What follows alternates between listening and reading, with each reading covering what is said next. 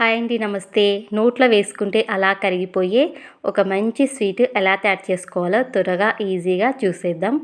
ఇప్పుడు నేను ఇక్కడ 6 బ్రెడ్ పీసెస్ని తీసుకొని వీటిని ఆయిల్ కానీ గీ కానీ ఉంటే వేసుకొని ఇలా గోల్డెన్ కలర్ వచ్చేంత వరకు రెండు వైపులా కాల్చి అన్నిటినీ ఇలా పక్కన పెట్టేసుకోవాలి. ఇప్పుడు ఇంకో కడాయి తీసుకొని 1/2 లీటర్ పాలు పోసుకొని ఇక్కడ పాలు మరుగుతున్నప్పుడు 1 స్పూను కార్న్ పౌడర్ పోసి పచ్చిపాలు ఉంటే పోసేసుకొని చల్లగున్న పాలని ఇలా ఉంటలు లేకుండా ఈ కార్న్ పౌడర్ని ఇందులో కలిపేసుకొని కలుపుకున్న మిశ్రమాన్ని మరుగుతున్న పాలల్లో మంట అనేది మీడియంలో పెట్టేసుకొని ఇలా కలిపేసుకోవాలి. అలాగే 2-3 స్పూన్ల మిల్క్ పౌడర్ని కూడా యాడ్ చేసుకొని ఇలా ఉంటలు లేకుండా కలిపేసుకోవాలి.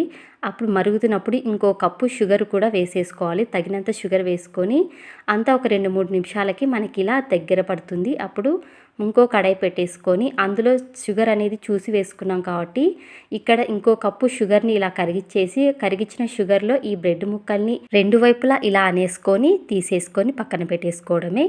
ఇప్పుడు రెడీ చేయడానికి నేను ఇంకో బాక్స్ తీసుకొని ఫస్ట్ బ్రెడ్ ముక్కల్ని పెట్టుకొని వాటి మీద ఈ మిశ్రమాన్ని వేసేసుకొని ఇంకొక లేయర్ కూడా వేసేసుకొని ఇప్పుడు ఆ మిగతా ఉన్న మిశ్రమాన్ని మొత్తాన్ని ఇందులో వేసేసుకోవాలి. అప్పుడే మనకి బ్రెడ్ అనేది కొంచెం మెత్తబడిపోతుంది, చాలా టేస్టీగా కూడా ఉంటుంది. మొత్తం మిశ్రమాన్ని ఇందులో వేసి జీడిపప్పు పలుకులు, బాదం పప్పు పలుకులు, ద్రాక్ష ఏది ఉంటే అది వేసేసుకొని 1 గంట తర్వాతకి ఫ్రిడ్జ్లో అయినా ఓకే, బయట ఉన్నా ఓకే, చాలా టేస్టీగా ఉంటుంది ఈ స్వీటు. త్వరగా ఈజీగా కూడా చేసుకోవచ్చు. ఈ వీడియో మీకు నచ్చిన ఉపయోగపడిన ఒక లైక్, షేర్ అండ్ సబ్స్క్రైబ్.